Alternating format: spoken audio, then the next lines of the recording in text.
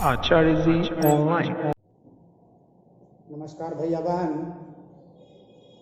आज 10वीं क्लास में मेरे द्वारा प्रकरण के तौर पर औद्योगिक प्रदूषण प्रकरण का अध्यापन कराया जाएगा। इस तरह से औद्योगिक प्रदूषण क्या है, औद्योगिक प्रदूषण किस तरह से हमारे पर्यावरण प्रकृति को प्रभावित कर रही है, यह तमाम संबंधित पहलुओं की जानकारी इस प्रकरण में आज हम लोग प्राप्त करेंगे। हम सभी लोग जानते हैं कि उद्योग क्या है, अर्थात उद्योग जहां पर मशीन के द्वारा, टेक्नोलॉजी के द्वारा कच्चे माल से अत्यधिक मात्रा में मूल्यवान एवं बहुत सारे मात्रा में वस्तु एवं पदार्थ का निर्माण किया जाता है, उद्योग कहलाता है। प्राथमिक क्षेत्र के उत्पादन को जब हम द्वितीयक क्षेत्र के माध्यम से कच्चे माल को मशीनों के द्वारा, मानव श्रम के द्वारा जब हम अत्यधिक मूल्यप्रक एवं अधिक से अधिक मात्रा में जब हम उसको तैयार करते हैं तो वह उद्योग की श्रेणी में आता है। इस तरह से उद्योग किसी भी देश की विकास के लिए एवं वृद्धि के लिए, औसत आय के लिए एवं अनेक प्रकार की जन सुविधाओं से जुड़ी आकांक्षाओं को प्राप्त करने के लिए उद्योग का होना बहुत जरूरी है। आज आर्थिक विकास का मानदंड, आर्थिक विकास का पैमाना एवं विकासशील एवं विकसित देश का पैमाना जो है उद्योग ही है। जिस देश में जितनी मात्रा में बड़े बड़े उद्योग लगेंगे, उद्योगों की संख्या अधिक से अधिक होगी, वह राष्ट्र उतना ही विकसित होगा एवं अपने संसाधनों का उपयोग करेगा। इस तरह से किसी भी देश को विकसित करने के लिए, किसी भी देश को तमाम प्रकार की सुविधाओं को उपलब्ध कराने के लिए एवं अपनी सीमाओं के अंतर्गत तमाम प्रकार की जन सुविधाओं का व्यापक एवं विस्तृत करने के लिए उद्योग लगाना अनिवार्य है। इस तरह से उद्योग जहां आर्थिक वृद्धि का पैमाना माना जाता है, वहीं विकास का भी सूचक माना जाता है। यही कारण है कि आज दुनिया के जो भी विकसित राष्ट्र हैं, वहां बड़े बड़े विशाल उद्योग लगे हुए हैं। इन उद्योगों ने एक तरह से तो विकास की बहुत सारी सफलताओं का प्राप्त करने में कोई कसर नहीं छोड़ी, वहीं इन उद्योगों ने कई प्रकार के प्रकृति पर्यावरण पर नकारात्मक प्रभाव भी जो है डाला है, जिसके कारण कई प्रकार के जो है प्रदूषणों ने जो है जन्म लिया है। जहां उद्योग विकास एवं वृद्धि का सूचक है, वहीं प्रकृति के विनाश एवं प्रदूषण का भी कारण है। आज उद्योगों ने बड़े व्यापक पैमाने पर जहां खनिजों के संसाधनों का भरपूर शोषण किया है, वहीं पर प्रकृति पर्यावरण में अनेक प्रकार का जो है प्रदूषणकारी कारकों का भी जो है फैलाने में कोई कसर बाकी नहीं छोड़ा है। इस तरह से उद्योगों ने जब विकास की अनेक प्रकार की जो है पैमानाओं का, अनेक प्रकार की सीमाओं का जो है विकास वृद्धि किया है, तो वहीं विनाश की भी बहुत सारे जो है सीढ़ियों को भी तैयार किया है। इस तरह से उद्योगों से निकलने वाले विभिन्न प्रकार के अपशिष्टकारी कारकों के द्वारा अनेक प्रकार के प्रदूषणकारी तत्वों का जो है आज बड़ा व्यापक प्रभाव हमारे प्रकृति पर्यावरण पर देखने को मिलता है, जिसके कारण प्रकृति पर्यावरण में संपूर्ण रहने वाले मानव तंत्र, जीव जंतु, वनस्पतियां, इमारतें सारा जो है प्रभावित हुई है। इस तरह से जो है उद्योगों से निकलने वाले अपशिष्ट पदार्थों से कई प्रकार के प्रदूषण जो प्रकृति पर्यावरण को प्रभावित कर रहा है, उनमें से कुछ प्रमुख इस रूप में हैं। नंबर 1, वायु प्रदूषण। दूसरा जो है मृदा प्रदूषण। तीसरा जो है जलीय प्रदूषण। तीसरा जो है तापीय प्रदूषण। चौथा जो है ध्वनि प्रदूषण। इस तरह से प्रमुख रूप से जो है उद्योगों ने 4 प्रकार के मोटे तौर पर प्रदूषण ने जो है उत्पन्न किया है।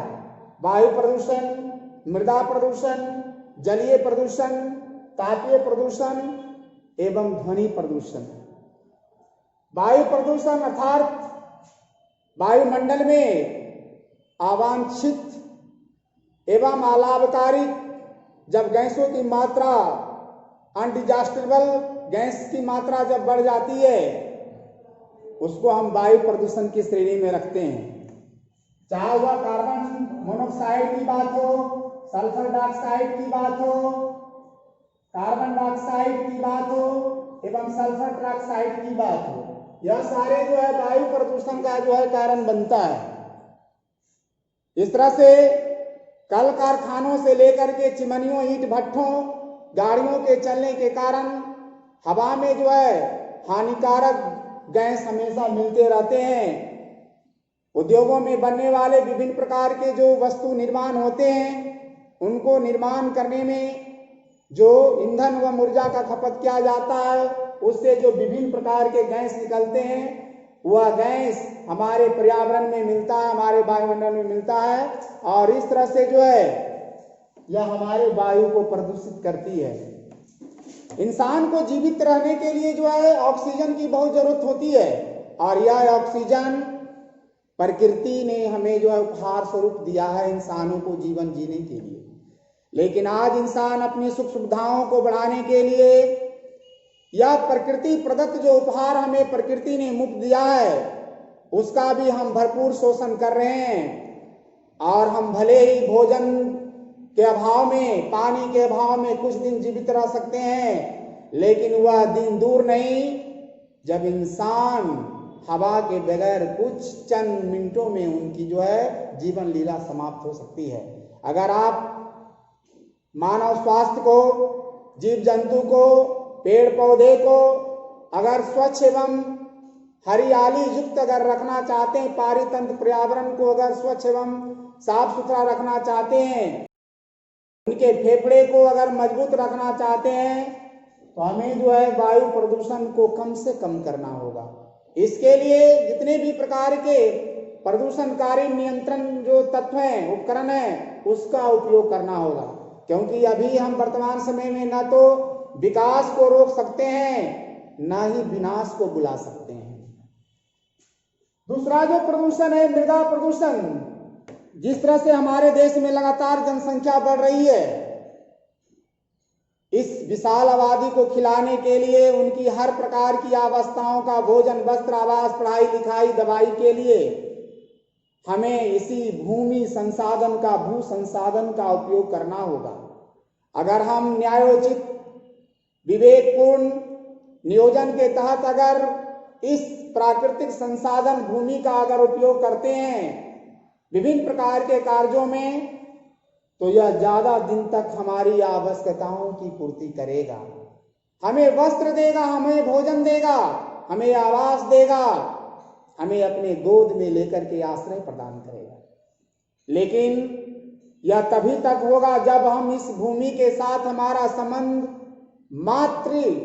माता एवं पुत्र का हो।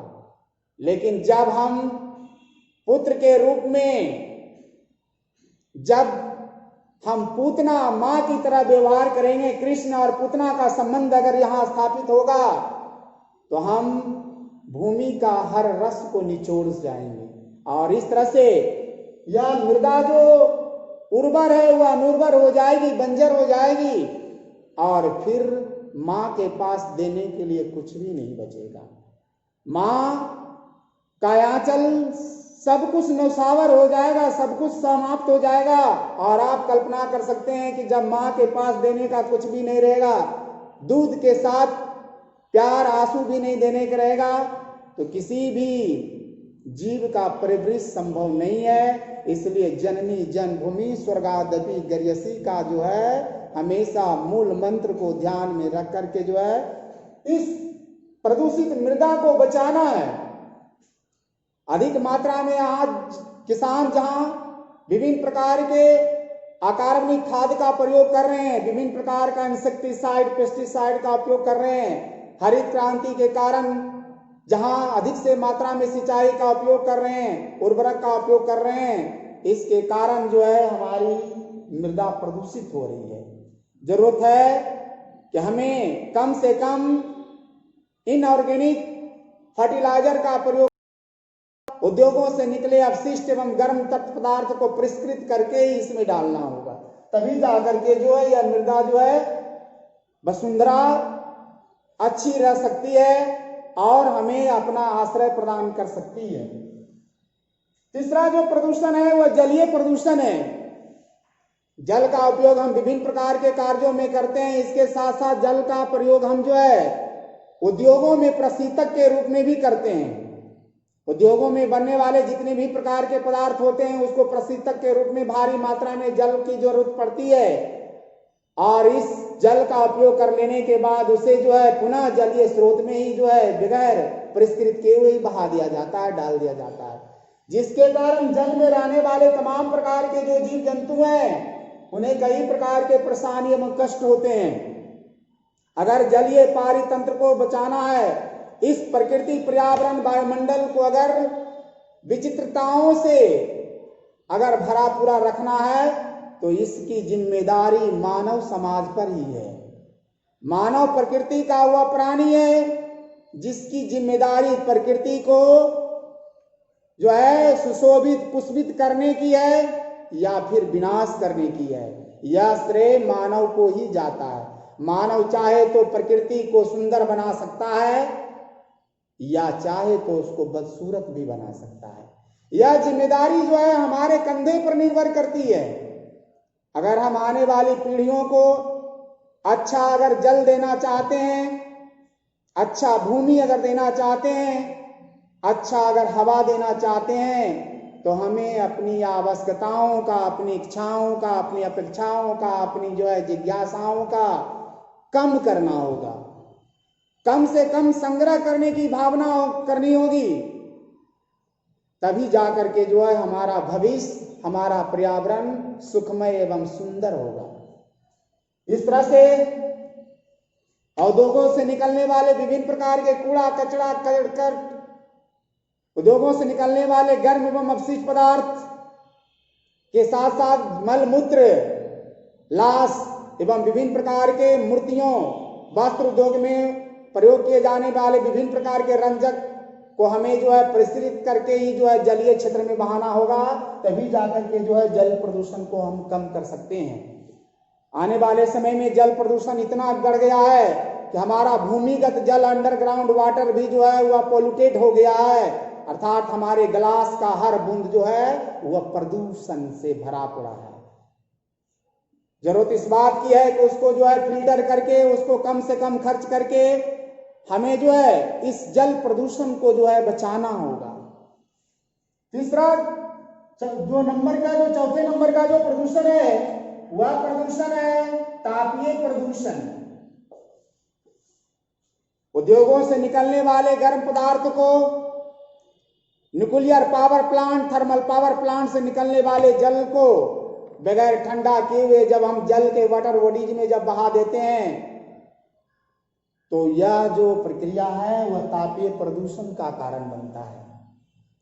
विभिन्न प्रकार के रासायनिक उद्योग, लुगदी उद्योग, कागज उद्योग, वस्त्र उद्योग